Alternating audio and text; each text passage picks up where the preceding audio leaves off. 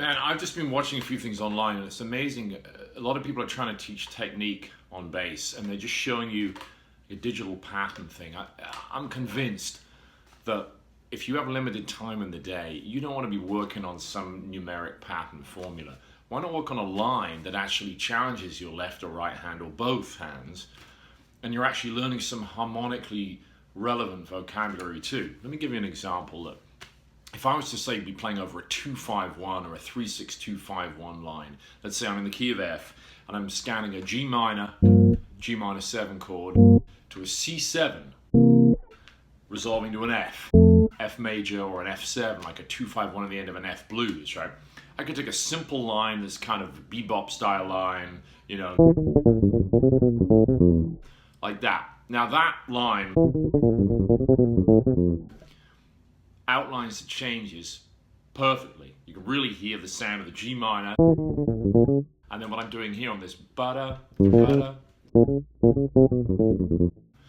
using a little half-whole diminished flavor on the C7, the 5 chord. Now don't worry too much about the harmony on that. This is a short lesson. I'm not going to get into all of that right now. But what I'm showing you is the principle behind this is take a line. You could take something out of the Charlie Parker Omnibook. Let me give you an example. This is like, always when I'm teaching, very close to hand are some really great books that are super available online. They're not expensive and they're packed full of great information. A lot more than these quick fix videos are. Here's something like, let's say this tune Kim, Charlie Parker tune, all right? Now, this is loosely based on a George Gershwin tune called I Got Rhythm. It uses the same basic chord changes. Now, you could take something from this one Charlie Parker transcription. Let me give you an example. It is a chord, 2 chords per bar in the A section of this tune generally.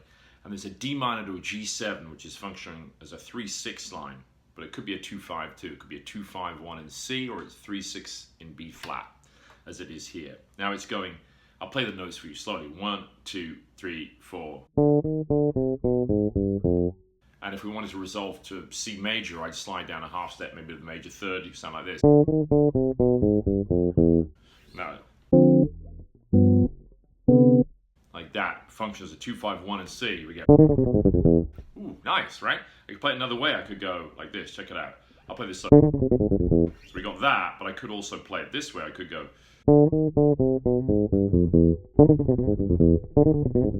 Now, it's challenging for me. I have to jump quick. So you heard I missed it there for a second. I'm like, oh, got to be careful of that. So now, I haven't practiced this line until this live video with you guys. So it's not some bullshit I've prepared earlier and I'm faking it. This is really me just reading the line, assimilating it, and putting it on the bass. Let me play it somewhere else. Or the other way.